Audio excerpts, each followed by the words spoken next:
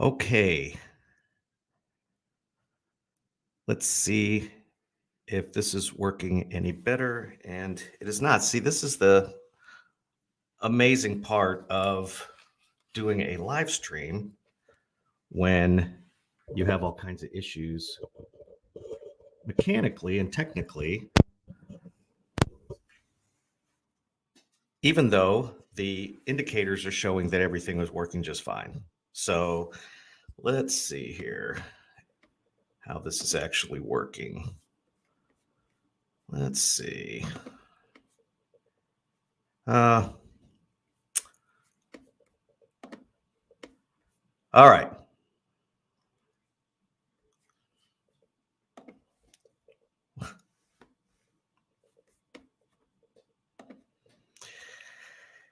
Yes. So this, interestingly enough, I can't tell if this is actually working or not. I'm getting nothing from my headphones, so it appears that the sound is not working very well. Let's see.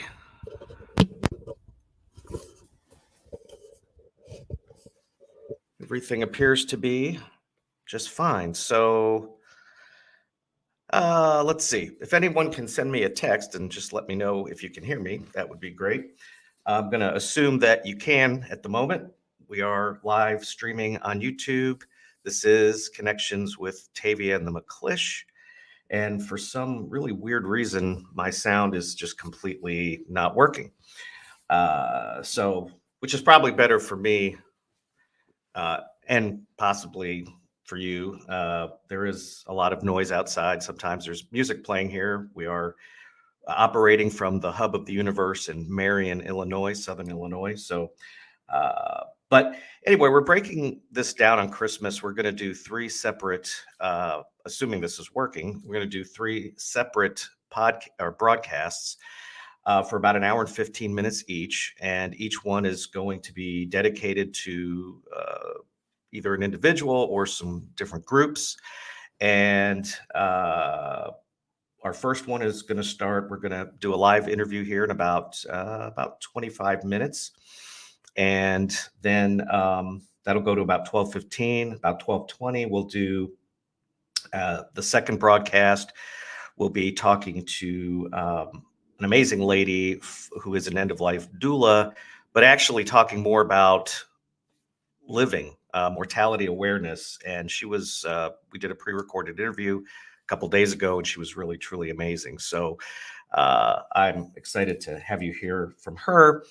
We also have Father Bob Flannery, who is a local parish priest. He's a pastor at St. Francis Xavier Church in Carbondale, Illinois. And he had some really interesting discussion about how to talk to people who are sick and people who are grieving, and also had some interesting anecdotes, not only from his life, but also from Pope Francis. This podcast is non-denominational, but he was kind enough to come on and was talking about some anecdotes from the Pope, even back when the Pope was 21 years old and had surgery on his lung. So that was kind of interesting.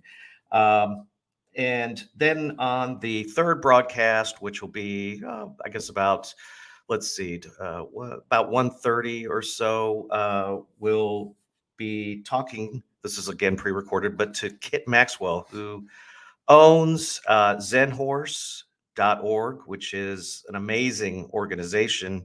She has an amazing facility out west of St. Louis where she works with horses. Now, this is not equine therapy. This is not what people typically think of in regards to, years ago, when you've heard of equine therapy, that sort of, I think, brought up the idea of riding horses for kids or adults and cleaning their shoes, the horse shoes, and grooming the horses and doing all kinds of things like that. But this is a very different situation we're talking about, where the horses actually come to the individuals that are sitting down So even if you've had a bad experience, which interestingly enough, a lot of people that go to her facility west of St. Louis and work with the what are called circle meditations.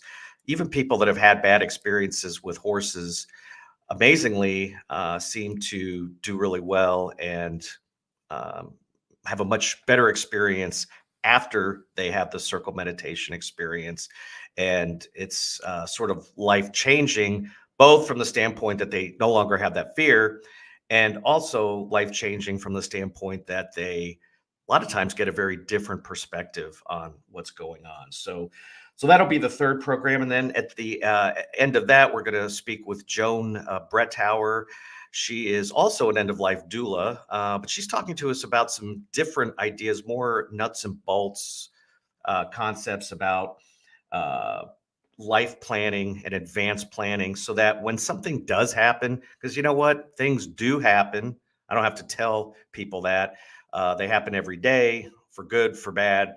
It's really important to have things planned and prepared in advance so that if something, not if, when something, because, one thing's for sure, when we're born, there are two things we know are going to happen. We're going to pay taxes, and at some point, we all have an expiration date, and that's just a given. And instead of looking at that like this horrible thing, right? Like this taboo thing, like we talk about here all the time, and stigmatizing it. Instead, let's talk about it from the standpoint, let's be prepared and ready because we know it's going to happen. Hopefully, it's not tomorrow. Hopefully, we don't get hit by a bus walking outside the door. Hopefully, we look both ways before crossing the street. And so, but it's good to have those things in place, not only for ourselves, because that will reduce a lot of stress if that happens, but for family members, for loved ones. So people aren't having to scramble and worry about and do all of these nuts and bolts things at the end when it's the time that's hardest to make tough decisions. So, Joan does an amazing job. She's at Gateway EOL, Gateway End of Life, out of St. Louis. But both she and Virginia Chang, who Virginia is from New York, they're both amazing people, and both are certainly available for communication, no matter where you might be. So those are some great things. So. And I wanted to, first of all, Tavia Avila is out, or she's celebrating Christmas with her family today. And she may check in a time or two, but I hope she's having an amazing day today. And we hope her entire family is as well. Uh, but one of the things that, or the one person I wanted to dedicate this episode to from noon or from 11 o'clock to 12:15 is a lady who's going to come on here in a few minutes, Lori Bickle. And Lori actually is the person that planted the seed for us about having this podcast on a Sunday as opposed to what we were originally thinking about, which was Friday evening. And she posited that people tended to be most feeling alone and vulnerable on Sunday, which I thought was interesting at the time. And so I immediately looked at the statistics on that. And of course, it turned out to be 100% accurate. Everything she says is 100% accurate. So, and I'm looking forward to talking to her here shortly. But it was absolutely correct. Whether you're in the United States, whether you're in the UK, no matter where you are, Sunday is a particularly difficult day. And that may be whether you are just alone, whether you've had a loss of a family member to a death, or maybe someone moved away, or maybe you moved away recently, or or maybe you're ill or dealing with a chronic or terminal illness, or a relationship dissolution, whatever the situation is.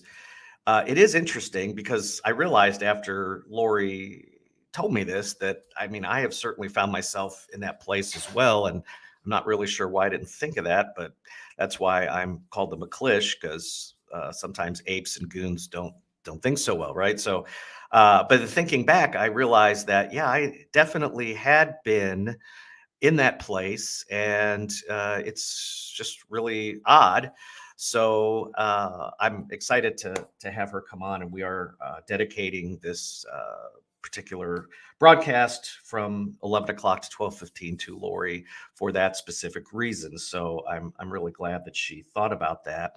Um, the second broadcast, which is going to air from about 12:20 to about 1:15, or well, I guess about 1:30, dedicating that to a lady named Ashley Capagreco, who works here locally, but also to her brother, Michael Ward. And Michael has gone through some really tough times over the last few years. He has battled some very tenacious illnesses, and he is a warrior beyond anything I think that I've ever seen before. And we're going to dedicate that to Ashley and to her brother Michael Ward, because they have gone through an awful lot together, and I know that she has been an inspiration to Michael, and also I think been there as a great deal of solace when needed.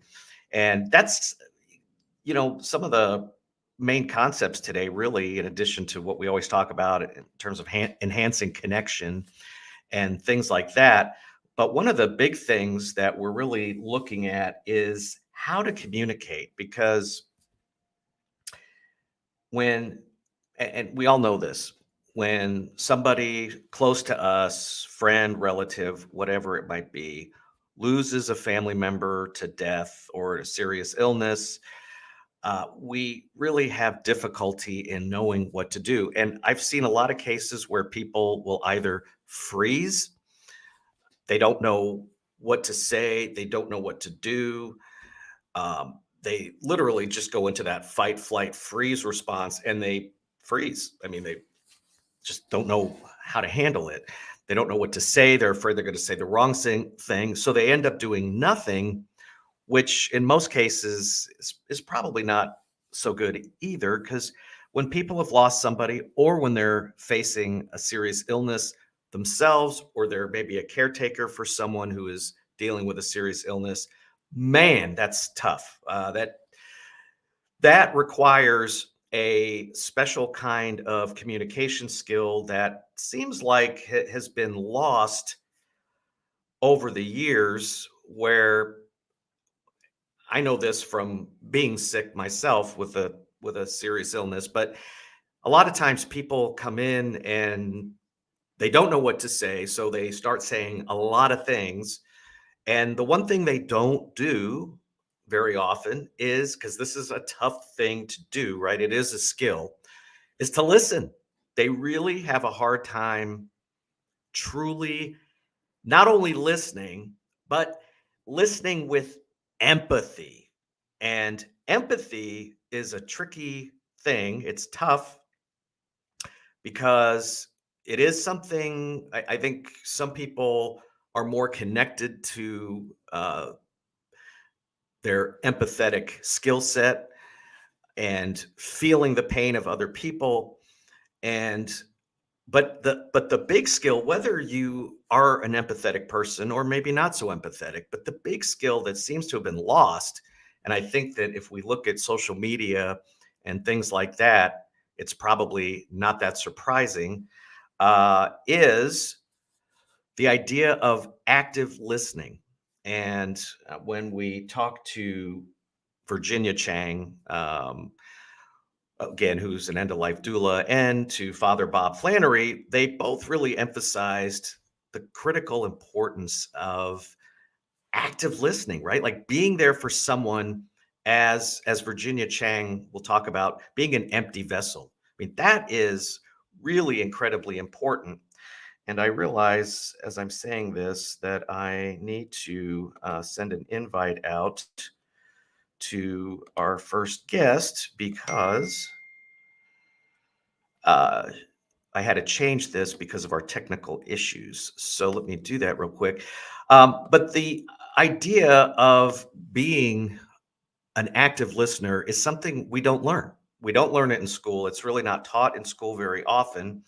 And as we grow older and we sort of become accustomed to this instant gratification concept that we get from, I mean, think about it. If you want to buy, I don't care how small of an item it is, whether it's uh, two double A batteries or a can of peanuts or a clock radio. I don't even know if they make clock radios anymore, but if it's a clock radio or something like that, you can go on Amazon. You you not only it's not even second day delivery anymore. Now it's the same day, depending on where you live. And I mean, talk about instant gratification. That's just that seems really strange to me.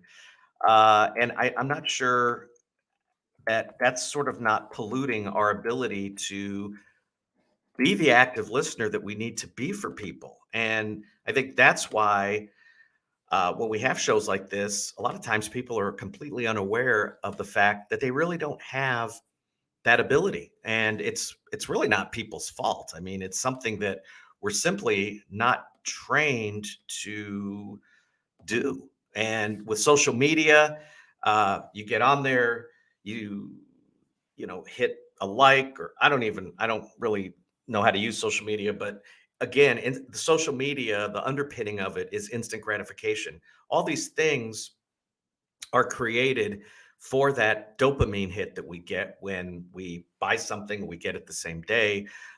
When we, internet porn, or, we talk about alcohol addiction, drug addiction. I mean, any of these things, they create sort of this instant dopamine hit, this instant gratification. So when we sit down with somebody who is really having a tough go of it, and, we talk about sandwich generation a lot because a lot of people are in their 30s, 40s who have parents who are maybe ill. They're maybe caretaking those parents, or they're participating, collaborating in the caretaking of the parents. And they also have their own children, and so they're sort of sandwiched in between their young children, their older parents, trying to give them the best care they can. And so they're in this state of overwhelm and just trying to figure out how to survive. And at the same time, the parents, or whoever, you could substitute anybody that may be sick, how do you listen to them, right? Because you're trying to get finished and accomplished what you need to get accomplished and finished. And so it's really difficult to know or even think about utilizing these active listening skills, which are kind of pertinent and necessary to be able to give the kind of care that someone needs. And so, anyway, that's just something interesting to think about on Christmas. And I was thinking about this, but I was just curious if you want to just shoot a quick note over. This is live stream, so you can shoot a note over. Even though I have nothing working in my headset, I can still read, so that's a positive. But let me know, what is one tradition that you've done, whether you're 18 years old, 58 years old, or 88 years old. Is there something that you've done every year without fail? Maybe you watched Home Alone, or Christmas Vacation, or A Christmas Story, or you bake a certain kind of baked good. And it's just that one thing that is really meaningful to you, that you repeat every Christmas, every holiday season, whatever holiday you might participate in. And what is that?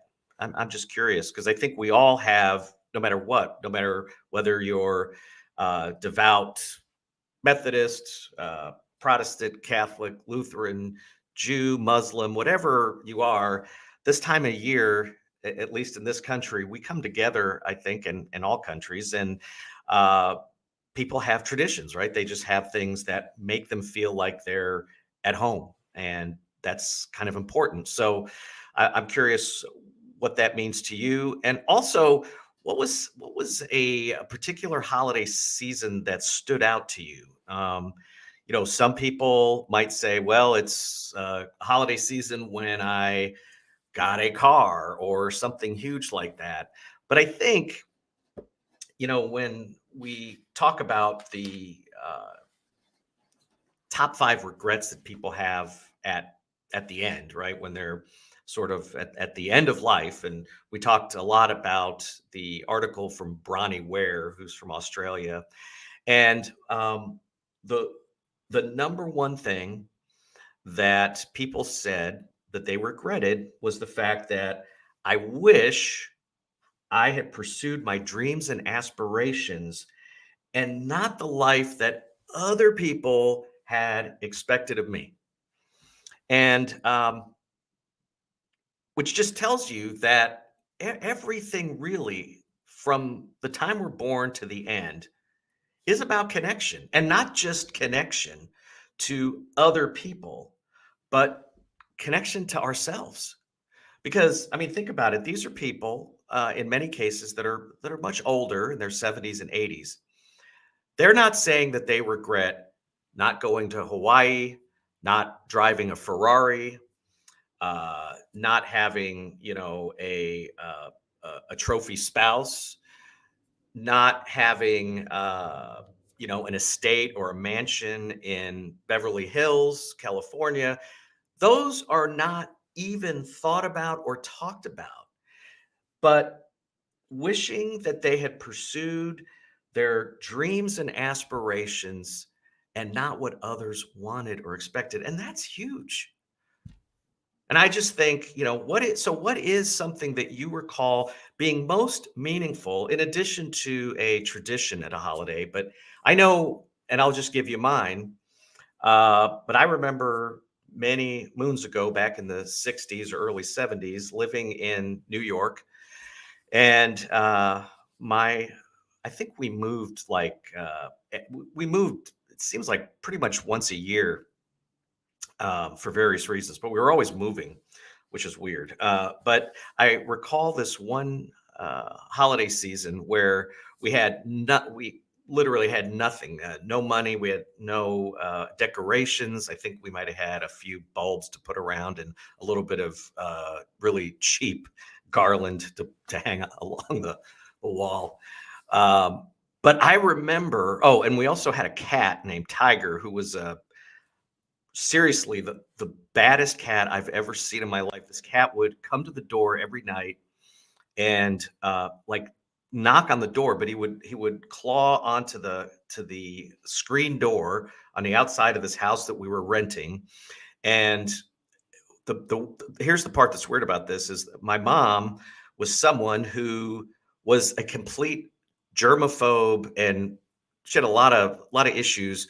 And having a cat, an alley cat that would be outside all day doing goodness knows what with goodness knows who, she would bring this cat in from the dark every night and groom this cat on her lap, which was amazing because she was just not that kind of person. But I remember this holiday when we had nothing, and we were in this house in a suburb of New York City called Atlantic Beach, and we just we I remember enjoying the time we had together. There was literally nothing other than maybe a little bit of garland and a couple bulbs, but it really always stood out to me. And that's been a long time ago, like probably 50 years ago.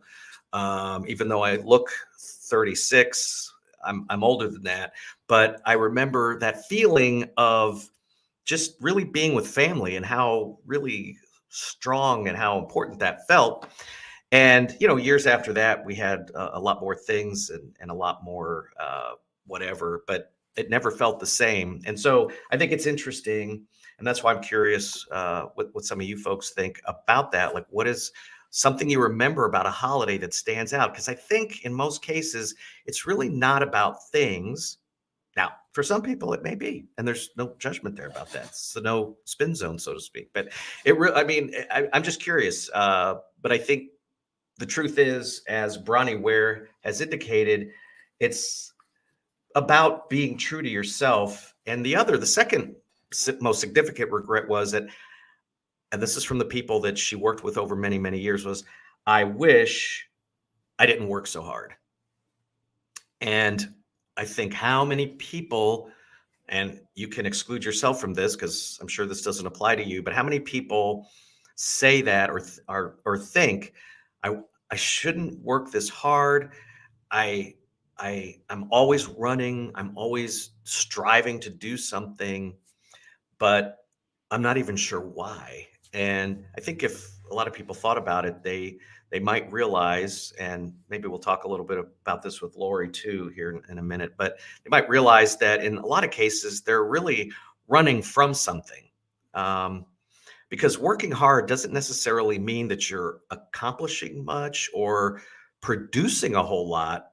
But I think sometimes people want to feel that because again, it's sort of like any addiction, right? I mean, workaholism is like drug addiction, alcohol addiction, porn addiction, shopping addiction, food addiction. I mean, they're all the same. They have the underpinnings in issues that make us want to numb through a certain act or actions.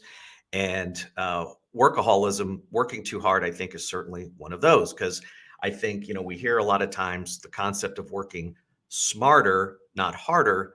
But I think a lot of people like the idea and actually ascribe or subscribe to the idea of working harder because it makes them feel a sense of gratification, which is kind of like what we're talking about with the ordering a package and getting it the same day, not even tomorrow or 2 days, the same day. It is all about the dopamine hit and the instant gratification. So I see that Lori is here.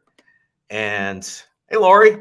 Hi, Tom. Happy holidays to Hey, you. happy holidays to you. Wow, it's great to see you. You You too. you're always inspiring to me, and I'm really Appreciate excited. No, I'm serious. I dedicated this. We Tavia and I dedicated this broadcast to you because, as I said, it was you that originally we were talking about Friday nights doing this, and you were hmm like, Friday night, what about Sunday? And Yes, Sunday. right, I mean, where did that come from? Because I had never, and I mean, I felt it on Sundays. It just never dawned on me. Of course, I'm an ape, but still. For me, it's when I got divorced and you split custody and my son was 8. And so every other weekend, I didn't have him on Sunday. And I think the hard part is, and he's 22 now, and I was actually just talking to him about that this week. Like I said, when you're young and you aren't used to having a family and kids and running around, I go, you're used to being alone on Sundays. But I think as you age, that would happen. And regardless, if you once you have a family, that's kind of the night that you just chill, don't do a lot, or have a dinner, and it's just so for me, it was just very, very lonely. Um, Absolutely. Yeah. and then it just through different times of my life when I've been in a couple, and even if I'm not in a couple on a Sunday night, it just feels different, right? So then when you're single and you have the whole day ahead of you and there's nothing to do and no one to eat with, you already are eating by yourself maybe 5 or 6 nights a week anyhow. Right. There's just something about Sundays, and I don't know what it is, but yeah, that's where it started from. And I think you Well, did research and found out that I was right. Well, Lori, I want to say this, that I don't think there's anything that you could ever say that would be that I could find out was wrong. So I think that's a given. But I was really curious about that. And I found out not only is that the day that people tend to be the loneliest in all over the world. I mean, it's not just here, but also it's a day with among the highest rates of death by suicide, which is really interesting too, right? I mean, Yeah, well, I mean, it makes sense if that's people feel the most lonely on that day, that's the statistics would be higher. I mean, but yeah, there's just something about, sometimes I'll wake up and I'm like, it's noon and I don't turn off my light until 10. I have 10 hours to fill today. And all I have to do is walk my dog for 30 minutes. And that's a long walk on a nice day. And okay, I'll go get gas. Like literally, that's what I do to just, and you just break have it up. learned to live with it in different times. And so I have been working on meeting girlfriends for dinner on Sunday nights, like especially ones that are single. It helps just to have something to do, an early dinner, something to look forward to. So but Connection. Yeah, it is connection, and especially, so many people, like, I work from home, so I'm home all day, every Right. day, Right. and then, so that adds on to it, but I mean, I've been in relationships where I've been home, in it, and just as worse off lonely feeling than I am in it, so that part is, Well, you have to weigh that out. So I'm not just saying just when you're alone, you feel like, because you can be in a relationship and feel very alone, and I've been there too. and here's the thing. So you are a very, I would say, a very enlightened individual. Somebody who is, well, I mean, seriously, like you have, and we're going to talk a little bit about your hero's journey because you have really had a hero's journey. And but I think it's important for people to realize that you know you can even when you're enlightened, and even if you're sort of self-connected and all that, you can still be lonely. I mean, it doesn't Oh, mean that you yeah. don't need people. I actually feel the more enlightened, in a sense, or the more connection I am to spirit, the deeper I go with that. At times, it can even be lonelier because even though I feel more connected to spirit, you feel separate from the way most people live their lives. You know what I mean? And now I'm not using vices I did before, like texting nonstop, or you're just running around Mm, just to do stuff. Like now I'm more grounded in who I am. So I have to sit by myself versus do anything to keep me busy. Um, that just, idea of running, yeah, just to keep me busy. right? And I've had to really work on, it's okay. I don't have to be on the go 24/7, because like you were saying, that the busyness is an addiction in itself too, because you can't sit still with yourself. And that was a big journey that I think that takes time, maturity, my spiritual growth, right? Confidence in myself. It's been a long journey. Well, it has been a long journey, and I want to say you have a website, Lori Ann Bickle. It's LoriAnnBickel,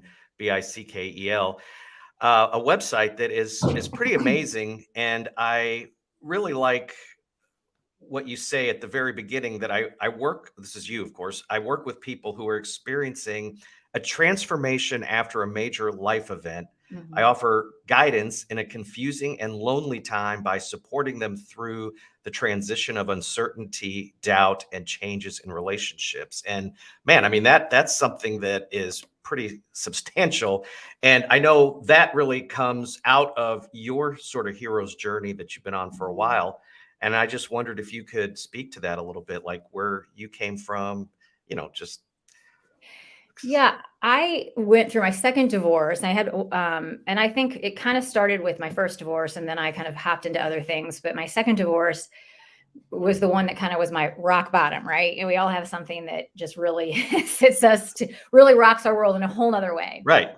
And and in the process of trying to repair my life and move on, I kind of had a spiritual shift in my life. And I think that is, and through the deconstruction of my faith, which is kind of a common term that some people might understand, through the deconstruction of my faith, it turned everything upside down because I believed in a certain way my whole life. And then all of a sudden, this was on shaky ground, and I was trying to grasp onto it for a number of months, off and on. It probably lasted about a year, and then it all like shed it away. And then that has brought me into a whole nother avenue of like energy healing I've gotten into, and a whole nother way of looking at things in life. And it was so confusing. It was so lonely.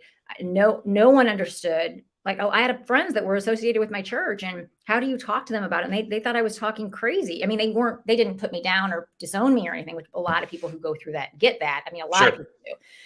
people do. But I just kind of had to just pull back, and things that, at least on Sundays I would have going to church to look forward to for an hour, Right. 15 minutes, that was gone. So a lot of it is just changing and shifting. And what I talk about is, and it's a pretty, it is a common pattern, how there's like a major life event is what I've come to. And then you have a descent. So you have all this stuff of this, like the dying of the old self, everything is shedding. And then you go into this transformational phase, which is completely, like, it's scary. You don't understand it. It's completely foreign to what you did, at least for me. And I used to, things that I'm into and talking to people now, I used to think were weird 5 years ago, or I wouldn't say weird, but I just was questioning it, going, okay, whatever. Sure. So for me, and I want to be a support to people who are going through that piece, the descent piece, and especially the spiritual transformation piece, because I believe it's not a linear path, right? And you've even seen me zigzag back and forth since we've known each other for the last 7 months of like, okay, I believe this. Okay, I don't know how I feel about this. And it's just because it's a trust thing. And I'm really actually learning to trust my connection to spirit versus, because I think the way I grew up, it was always externally looking for God, external, Right. tell me what to do, show me how to do this, do this. Now it's coming from within me, the spirit. And I believe the spirit, God, is in me now versus outside of me. Sure. That has shifted everything, because now I've learned to trust myself. I'm taking big risks in a different way. Like I don't care about what people's opinions of my Right. risks are. I'm just trusting myself. And that is completely new for me. Well, that's amazing. So when you sort of hit rock bottom, as you describe it, which is what I think a lot of people get to at that, like on your website, when it talks about this major Mhm. transformational event, which might be the dissolution of a relationship, either a diagnosis of a chronic or terminal illness, or The something. loss of a friend or a Right, spouse or a child, like right, something you wouldn't expect. Like, of course, you expect your parents to pass on at some point, but I think it's usually people like things that are shocks, right? right. And you have So to turn to spirit in a whole nother way. But so when you hit that point, what was there one thing or two things that you sort of found that as a catalyst to help you move in a different direction, or how did you deal with that? Well, I would say the awakening for me, the awareness is that I am putting so much energy into someone else and something else versus myself. And when you do that for a long time, it takes time to come out of that. So I first had started with more like the counseling aspect, which I had been in counseling for many years. But I think it started when I changed. I mean, I listened to a Tony Robbins thing, and I listened to Jack Canfield, and I got Right. really serious about making affirmation. This is the beginning of my journey. That's how I feel like I finally chose me, right? The first steps of choosing me. I made a vision board. I made affirmations. I had like different kinds of goals. And I really think that those are the affirmations really, because I said them every day, and it took a long time to believe them, because it's important when you say affirmations that you have to believe what you say. Right, But, right. but the first step is just putting down what I want in my life. Um, and I like had all this stuff in my bathroom because I moved into an apartment, and my son used my bathroom because he had his own bathroom because I don't know why. And he's like, Mom, why do you have all those notes all over your mirror and on your wall? He's like, and now he gets it being older, but I needed it when I was drying my hair, when I woke up in the morning, like I needed to read those affirmations, and it was just something to hold on to. And there's a quote by Carlos, I have to look it up. It says, anything we leave behind, anything we are moving toward is far, far better than anything we leave behind. And I had that quote on my wall, and I read it and I read it and I read it for that first year, because, you're leaving something that's scary if you're married, or maybe if you lose a spouse or a child, like you had a certain life before, right? And so, especially when you're making the choice and when it's not given to you, um, I just held on to that quote. So how do you help people transition from the paradigm of external control? And in a lot of cases, that may be something as simple as the spouse, or sort of giving everything that one has to a spouse, children, Mm-hmm. church, work, whatever. How do you help people sort of get back to them and also explain? Because I think this is an issue people have is, am I being a narcissist? Am I being just a Mm-hmm. selfish, piece of crap, right? Like, but no, I mean, can you explain that a little bit more so that we can get past that? Because that's a real problem, I Oh, think, for that's a people. real problem, because I was always like, everybody says, "Oh, you're asking for too much," or, "Oh, you want too much," like, "You're a brat, Right. you're this." And so I've dealt with that too. And it really, for me, it is, and I would say it is a journey. It took me a long time to get where I am now, but it is continuing to believe in yourself and continuing to take steps moving toward that place, is what I would say. whatever book it is for you, whatever, it was Tony Robbins when I started, and I like him Right. still, but I'm not reading him now because, I mean, as much as I did then, because he was so magnetic, right? And But that was your springboard. he was my Kind of. springboard. And Yeah. Jack Canfield, and I would say that Jack Canfield, the 25, I can't remember the principles or whatever. And one of it is, the very first one is, stop being a victim, in a sense, make it not bad about you. And I had to Right. sit with that because my husband was an alcoholic, and I was very comfortable in victimhood, very comfortable in being the Right. victim of this. And that's taken me several years to say, well, I allowed it, but why did I allow it? And it is a lot of internal work to trust yourself again. And you can't do it I mean, there's no way I would be still back to the same person I was if I didn't get into, I constantly read, I'm constantly trying to get better.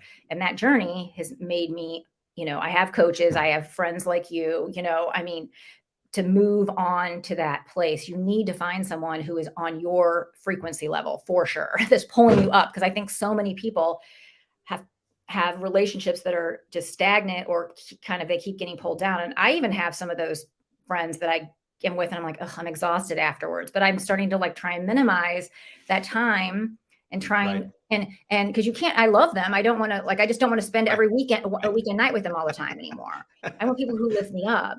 And that is a process to find those people. That's a process to find them. Right. But my intention was there, that I have a community of people and that's where it starts, with the intention, I believe. I don't know if we answered a lot of questions. I'm not sure if well, the idea of the selfish thing. So, the problem with that is that if your tanks emotionally, spiritually are not filled, you can't really give much to anyone else in any meaningful way, right? Because if you try to, you're going to go into sort of mental, spiritual, emotional debt, which doesn't work. And it's sort of analogous to the idea in an airplane when the oxygen mask drops down, if there's a loss of pressure in the cabin, that mom puts the mask on first and then gives the mask to the children, because mom has to be sufficiently in reserve and have her tanks full in order to take care of the kids. So it's not selfish. In fact, it's really quite the opposite, right? I don't mean to put words in your mouth, but I'm just. And I would say the deeper I go in this, the more empowered I get, because I'm choosing myself. And by choosing myself, I'm more empowered, and then I'm not allowing myself as frequently to go back to some of my codependent ways or my shame or my guilt.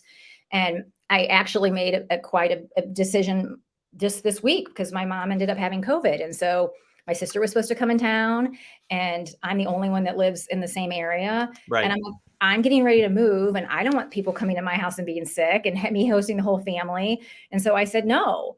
And the old me would have done it and been resentful. And I'm like, no, I'm taking care of myself. My choice is I'm moving, and I want to be healthy. And I'm just going to I delivered all the food to everybody that we ordered. But I read this, Melody Beatty, who does is it Beatty or Beatty, who does the Codependency No More. Right. And every time I do this is for if you're thinking about being empowered, she has in her daily reader something called Afterburn.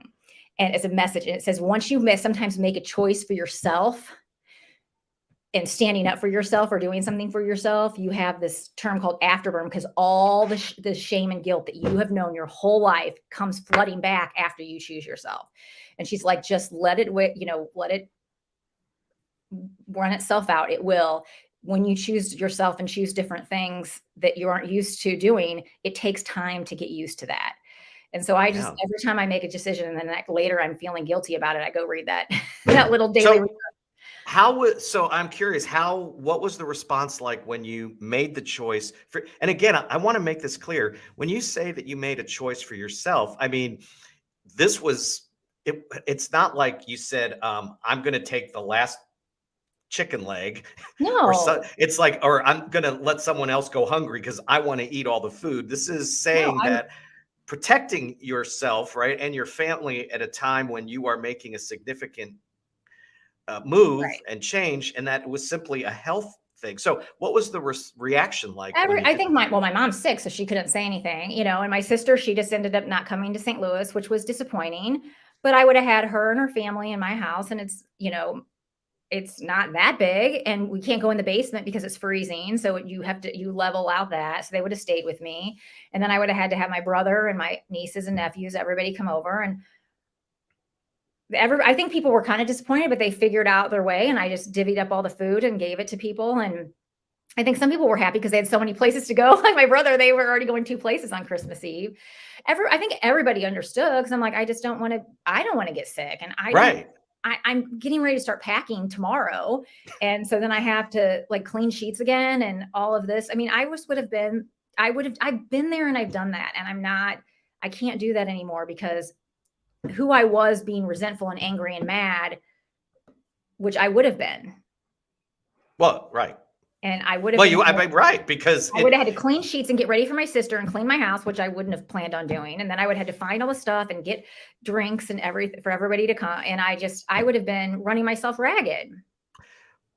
But that, I think, is what so many people do, and they just think, Oh, I did. "Oh, yeah, exactly." I mean, because it's the paradigm, it's the programming that you grew up with, that I just have to do this, instead of realizing you don't have to do it, and by not doing it doesn't mean you don't love everyone, Oh, right? no. And I was sad. I mean, I was disappointed, but I had to Right. I just had to think about, we were all together at Thanksgiving. My sister was in town for Thanksgiving. We all had a great time. So that it worked out. And like, it's not like we haven't, but my brother-in-law said this COVID, it's wreaked havoc on a lot of things the last 3 years, and it still is. And so Right. because my mom got COVID because she was exposed, it shouldn't be everybody else's you know what I mean? Like, it shouldn't spread out to everyone else when there's this illness going through. And the old me would have said, okay, I'll do it, and I would have been resentful and I would have been angry, because I don't love to entertain. It stresses me out. So Right. Well, I mean, it's silly. But you mentioned the vision board and affirmations, and I think a lot of people are confused by the concept of affirmations, because you aptly pointed out that you may create an affirmation for something that you don't necessarily, like, at a cellular level, believe at the moment that you first write it or say it. But are you familiar with Michael Beckwith? He's pastor yeah. of. He was one of the original ones in The Secret, right? Yeah, well, yes, but I mean, he's a pastor he has a huge church, and Yeah, he's more universal love and all of that kind of stuff, right? yeah. Versus Well, what's interesting about him is he has, like, just some really amazing things that he talks about. But one of the things that I took from him a long, long time ago was, he said, I wake up every morning and I ask myself the question. Now, this is not an affirmation, this is a question, right? I ask myself every morning, why am I so lucky? And I thought to myself, well, that's cool from the standpoint that it really invokes the sense of gratitude in a different way a little bit, because it's sort of asking this question. And so I started doing that. Every morning I would wake up and I would as soon as I woke up, I would say, why am I so lucky? And I tell you, it really, and it wasn't the first day or week probably, but you do that every morning, and I'm amazed at the power of that simple question. This is not an affirmation I'm talking about. This is just a question. So now I'm going to get to the affirmation. When you started doing that, did you have a struggle to keep doing it? Because I know you said initially you didn't really necessarily own it, right. right? Well, I found that when I own just one or two, then it happens for sure. I mean, I have a whole long list that covers everything from money to health to, to relationships, but I usually kind of have one or two that are at the beginning. And I also always have a word of the year and an affirmation of the year, even though that's kind of why I've kind of like moved the affirmations to more, targeted to, Right. but no, I don't believe it. And, I didn't believe some of them in the beginning, and it takes time. Like, I would always have one that I did believe, right? Like, one of the ones I've said before is when I first was leaving my marriage and on my own in an apartment and then having to look for a new job. And I would say I am articulate, calm, confident, and courageous in my choices and when I speak to people, because that covered everything. Because sometimes I would get upset, right? And I couldn't, my mind wasn't clear because I'm going through this major, sad, traumatic Right. event. And Right. I knew I was gonna have to look for a new job, and I talk fast, so I'm like, I'm articulate and I'm clear, and I had this whole thing, and I said it, and I still say it sometimes to myself, but and when I heard just have one affirmation that you say daily, that really helped me. So I had all my other affirmations, but then, so this last year, my affirmation has been, I am free. I am free in time and money, and I am free of others' expectations and emotions. And isn't it funny? At the end of the year, I had to make a choice that would affect other people's emotions and expectations. Right. I was able to do it. Right. And So, when you do this affirmation, like, some people talk about taping them to the bathroom mirror or in the kitchen. Like, so do you say it once a day or do you well, look at it it? kind of depends. My one that when I first started, I had a list of them and I read them every morning and every night and had them on my bathroom wall. And at least once a day, I would read them, even if something would like get off. So, and I would read through all of them. And then as I've gone on, like this I am free one, I've said it. You've probably heard me say it. I've said that many times this year. And that was my focus, to feel some kind of freedom, because I was trying to like, escape some of the constraints in my life. Right. Right. Right. And so, sometimes it's a lot. I can get pretty focused and do these type of things, and some people it's too much to do one for health and one for money and one for relationships and one for spiritual. Pick one. What is it? So this year, my 2023 one, I'm going to still keep the free one, but it's I am a wealthy, empowered, confident woman. So like I just want to, and by wealth I mean I just want more abundance in what I already feel, like the lucky thing. Like I want to feel more Right. abundance, and I want to be confident in my decisions, and I want to be feel empowered. And I feel, that journey, if you would have met me 5 years ago, it was not the same person I am today. Well, talk about, I mean, so what were you like 5 years ago?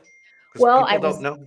I was Yeah. leaving a marriage from an alcoholic, and I had like no self-esteem, and it was just traumatic trying to save him from the alcohol for 5 years. And he had 3 kids that I, helped raise for a while, and I loved them and I loved him, and I couldn't, I had a lot to learn. I don't come from alcohol or addiction Right. in my Right. family, so I didn't understand the disease.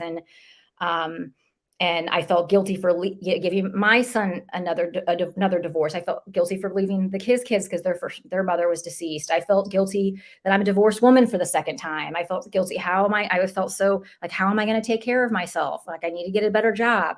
Like all of that stuff. It was constant worry.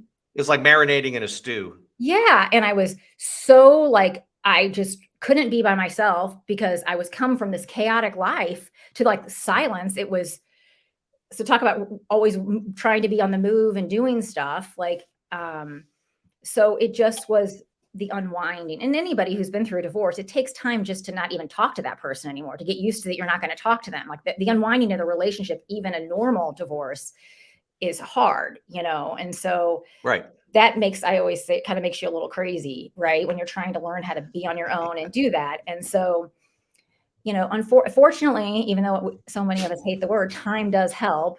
And I had to focus. If I didn't focus on personal, my personal growth and spirituality, there's no way I would just still be cycling. I would be in another relationship with someone making me crazy again because I wasn't dealing with it.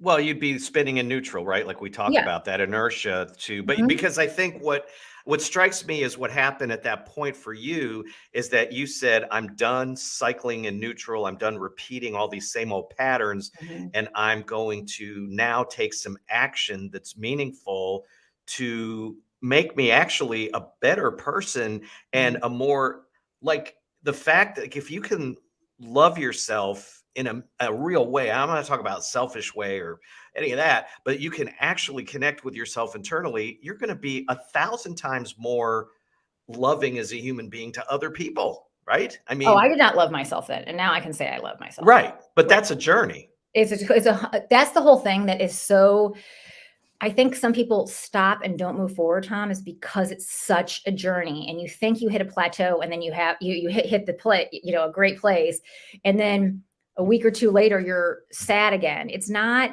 this spiritual journey is not linear. It zigzags and it spins and it goes back and forth, and one step forward and 3 steps back and then 4 steps forward. Like, Right. and it is death. Like that's part of what I talk about. It's called descent. It's death. Like that your old self is dying.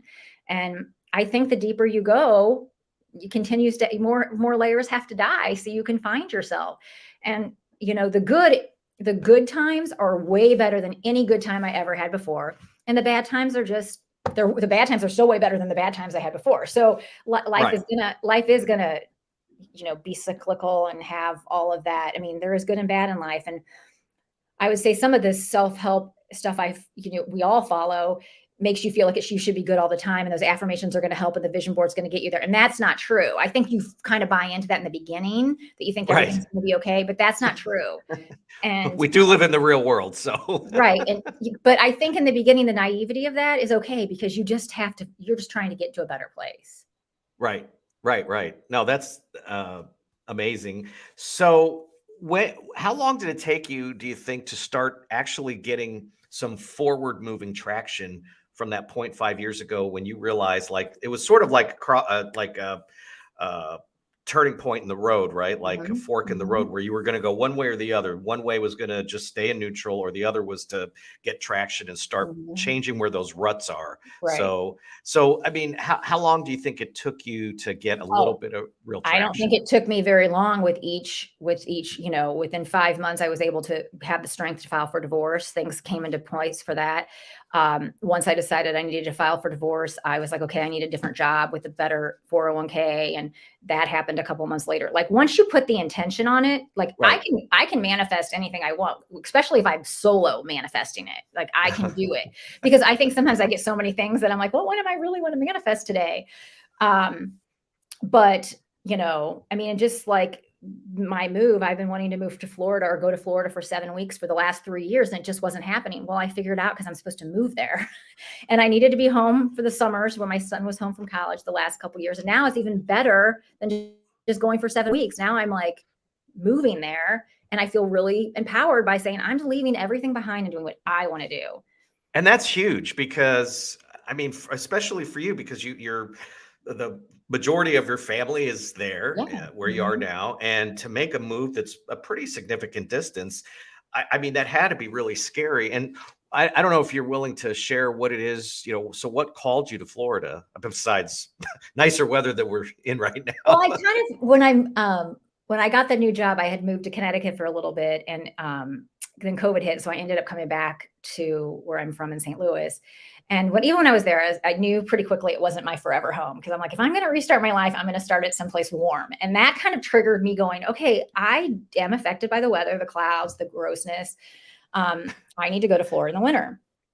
And then I've had, I don't know what you're wanting me to say, but I've had some plant medicine journeys, and I've done stuff, and in those type of things, I've gained clarity on how I'm supposed to move forward and kind of see, um, kind of separate myself from what I thought I should be doing, like being the good girl and who I've always been, and just saying, choose yourself. And I'm not being selfish. I'm going to come No, home. that's what I'm saying. But the choice that you're making is actually to enhance your ability to serve others. Am I right? And it's funny that you say that. I'll tell you, I saw this lady, when I started my energy journey a year and a half ago. She was the first lady I saw, and I saw her yesterday or the day before. And I said, it's just really weird. I go, I'm going to Florida. And I go, this is not where I'm going, is not my first choice. I wanted to go more south. And I go, and I had this whole healing summer with my ex-husband that we had so much trauma that we healed ourselves with. And I go, both of them just aren't me, but I'm just like going through the motions. And she goes, well, Lori, she goes, now you're living, this is your true self. It's your higher self. And I Right. was like, and that has like shifted so much in me because I think so much for so many years, I talked myself out of it because I shouldn't do it, because I should stay here. I should be the good daughter, be the good friend.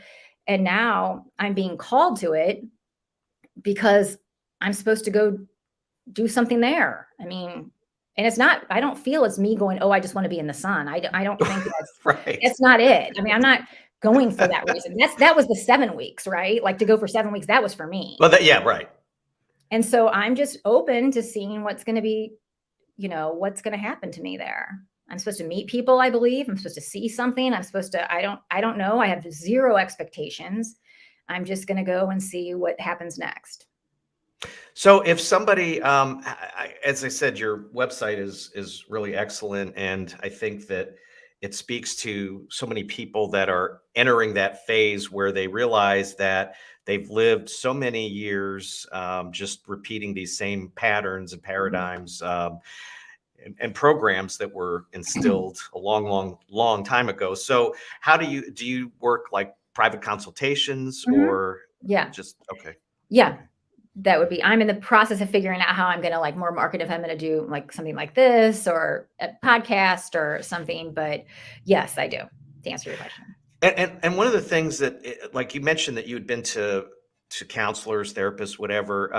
And I hear this a lot from people that say, I've gone to therapy for 10 years, 15 years, 20 years. And at some point you kind of scratch your head and go, something seems odd about that, right? Because Mhm. I don't think that was supposed to. I don't think that's the way the concept originally was set up, so that you would sort of like connect in with this idea of therapy, but then never leave it. And some of the folks that I've heard say this over many years have either been with one person or they've had, 2, 3, 10 therapists, whatever it is. But it's like at some point, it's almost seems like that idea of therapy, typical talk therapy, where Mhm. you're talking about things over and over. In some instances, can sort of deepen those ruts I agree. rather than helping you to kind of spring out of where you are at that, as you said, sort of at that bottom, that rock bottom Mhm. place. Because at that time you had counseling, right? I mean, Well, that part once I finally left, I think is when I stopped counseling. right. Well, I And mean, I that's was like interesting, 'cause I right? left and I'm like, what I mean, I think I was working with her a lot, like almost weekly. Like I was trying to figure out, do I leave? Do I go? And then I got to the point where like I'm gone. I'm like, I don't need, and when I moved to Connecticut, I saw someone for a couple times and that was good just because I needed a different perspective. And it was a man. I'd been seeing a woman for a long time and that was good. Um, but I just kind of stopped and I haven't been to much counseling until the energy healing has helped me so much more, the plant journey, because I feel like you said, it's all mind. And we also need to come and take into consideration our spirit and our body.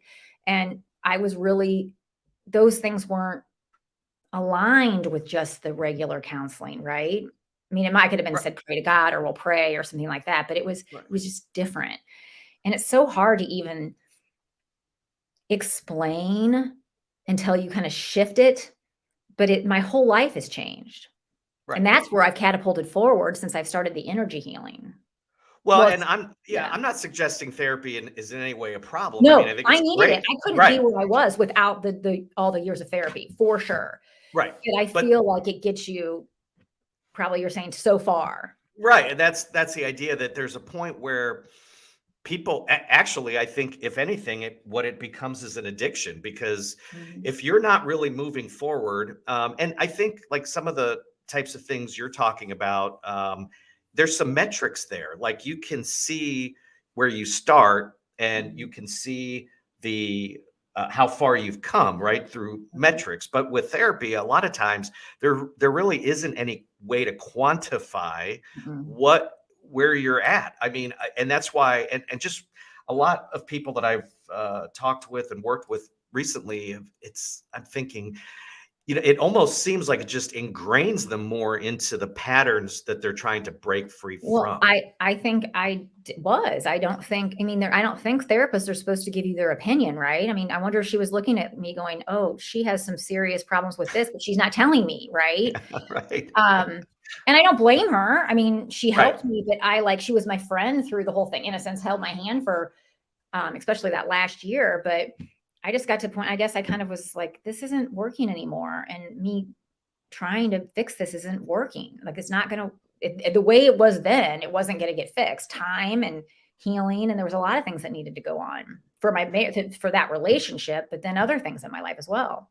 And that's where you sort of got that strength to realize that you needed to start moving up and out into this kind Yeah, of a because you different. hit a place where you're like, I can't, looking at myself going, I don't know who this person is. I hate this person. She's angry. She's lashes out. She's, sad. She doesn't like herself. She's stressed all the time.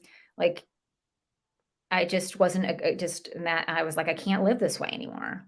Well, you mentioned a couple things a little while ago that seem to be the underpinnings for so many people that really don't seem to be able to break cycles, and that is living in shame, Mhm, guilt, and fear.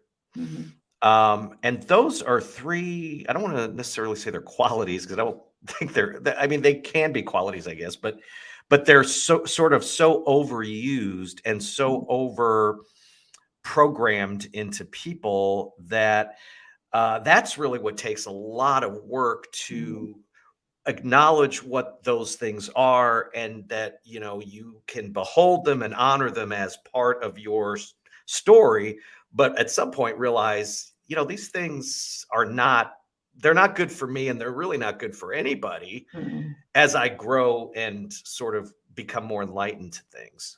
Is that mhm. fair?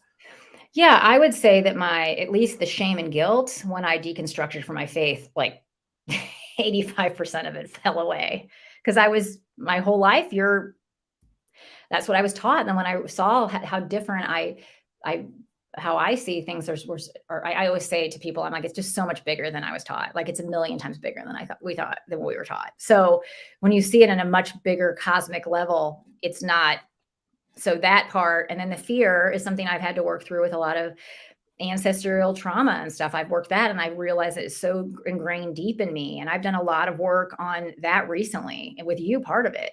The body keeps the score Mm-hmm. with the And it's ancestral trauma. Yeah. yes, yes, I've done a lot of work that, and I had no idea until I started this energy healing that the ancestral wounds were even tied to it. Like maybe my mom or modeling, but it's so much deeper than that. Right. Well, yeah, I mean, and I think just to be clear for people that you're not actually talking about moving away from God. Actually, I think you're talking Oh, about gaining a much deeper connection, but moving away from sort of the external showman. I don't know what word to use for it, but it's more of a mhm. depth, a greater depth that you Oh, have now. I'm so much more like I still believe in the Trinity, but I look at it in a different way now, Right. right? So, Right. Sure. um, and I believe in God and I believe in a higher power, whatever people call it. I believe in all of it, and I believe the Holy Spirit is in me. Whatever you call the Holy Spirit is leading me. With Right. I think He's the one. She is leading me to where I am going next. And so I'm way more connected than I ever was before. It's different though because before I was like this little girl asking for permission to please help me, to please lead me. I'll do whatever you want me to do. Show me the way. To now, I'm like, how are we doing? We're doing this together. Okay, what do you want me? I don't feel alone. I felt alone in my faith before, Right. in a weird separate, like it was separate, But not. but that's the funny part is now, you actually feel so much greater depth in this connection, Oh, which it's is so amazing. different. It's Yeah. and it's comfortable. It's like it's part of me versus separate from me. And so it's easier to trust myself because I'm not like, am I making the wrong decision? Or even if I start to think I'm making the wrong decision, within a couple hours or something, I'm like, okay, I'm just going back to my old habits of not trusting myself and looking externally for permission, versus just trusting what I know my gut is telling me and where it's leading me. Right. And I And not my think gut, this everything. Like it's not just my well gut. well, I mean, right. Well, I everything. mean, it's part Yeah. of this whole thing Yeah. we're talking about, but I think, one of the things that strikes me in talking to a lot of different people, as well as you today, is that it's really about recognizing that you are gaining a greater depth of connection in Mhm. your spiritual beliefs, religious beliefs, whatever those may be. But it's also about the concept of choice, right? Like it's Mhm. not other people that are sort of attempting to control you in some way, but you're making that choice, which makes you want to go deeper into things and be more Mhm. connected. Oh, It yeah, seems I'm like. being pulled, that's for sure. Like, I'm being pulled in, and I like it. Like, I'm the kind of person that's like, "Okay, how tell me more. How do I get" I'm fine with that, being pulled in, and I was very resistant in the beginning, because I didn't know what to expect. But now I just, but it's so much deeper, and it's very hard to explain because I was very connected before, but it's completely different. And I don't even know if you can come up with words with it. Like, I think it's more so like now it's within me and we're doing it together versus me going, okay, what should I do? Okay, well, did I do the right thing? Okay. And then make sure everybody's okay with it. And I don't always do that, but Well, I mean, of course, you're going to have more motivation and desire to be more connected and go deeper into all these things, including being of service to other people, Mhm. when you are making a conscious choice at a cellular level, right? No one else is Right. making you feel compelled to do something Right. or twisting your arm to do it, but you're doing it because you realize that you have the ability and the desire to do that. I mean, Mhm. and not everybody does. No, because I didn't get this from a book. I'm not reading a Bible verse or a book. Right, It's not right, saying go to Florida. Like, it came to me, right, right? right, My friend is telling me she went to this town in Florida, and I, like, my whole body was like, I'm supposed to go there. Like, and then 7 months later, I'm going there. right, right, 6 months right. later, I'm going there. Yeah. Well, I mean, you're like a Mack truck. I mean, I would not want to be in front of you when you are ready to roll because I'm telling you, I mean, you're amazing, very inspiring. And obviously, I'm sure you are fully capable and do a lot of your work virtually, right, on your Yes. website. Yeah. So Mhm. people can call you from anywhere they might Yes. be. So yeah, well that's great. Well, I appreciate you being on here today, and again, Merry Christmas to you and your Yes. family, and I hope that your move is very smooth and Thank easy, you. Thank and you. I suspect it will be. So, but gosh, I really do appreciate you taking the time, No, Lori, this was fun. because Thanks so much for having me it's on, great. Tom, and Merry Yeah, yeah, yeah, Christmas and Happy absolutely. Holidays to everybody. All right, have a great rest of the day. Yeah, you too. See you, Bye. Lori. All right. Bye. Okay, that was amazing. So Lori is very, very tough and an amazing person. She has an amazing hero's journey, and as many people do, but she really could be a huge asset to a lot of folks. So I am going to end this first of three broadcasts and come right back on here in a few minutes, and we're going to speak with Virginia Chang, tillthelastdoula.com, who has an amazing concept of mortality awareness that I think will really resonate with a lot of people. So I will see you here in just about 5 minutes. We'll restart. See you then.